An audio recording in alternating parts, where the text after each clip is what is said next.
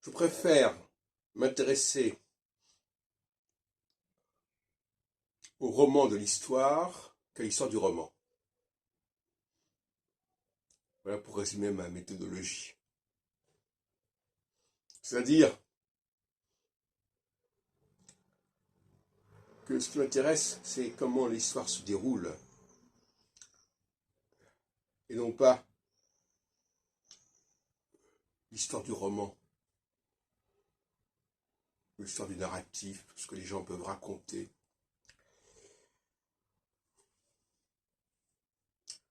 Ce qu'on peut résumer par l'autre formule que j'ai lancée récemment, la période compte plus que la personne. Je ne suis pas le premier à dire cela. Il y a différents auteurs qui ont mis en évidence cette question de la relativité de la personne et qui voient dans le texte l'expression d'une période et non pas d'une personne.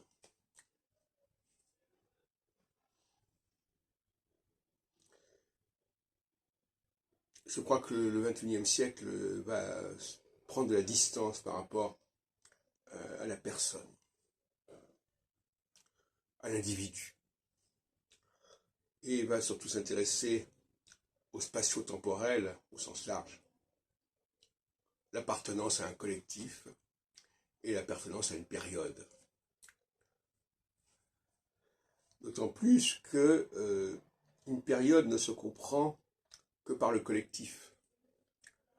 C'est parce qu'il y a un certain nombre de personnes qui sont engagées dans une certaine direction que ça fait une période. Et là, je prends le contre-pied totalement de l'astrologie traditionnelle, à la suite d'Ayn Rudhyar, par exemple, avec son astrologie de la personnalité. Le thème natal n'a aucun intérêt astrologiquement. Il doit être évacué complètement, comme je le disais déjà en 1976 dans pour l'astrologie.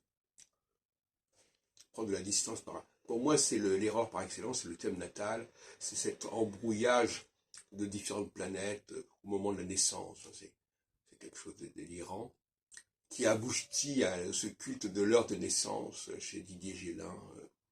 Plus je serai précis dans mon heure de naissance, et plus mes propos seront exacts, plus mes prévisions seront exactes, notamment quand on pratique les directions primaires, etc., etc.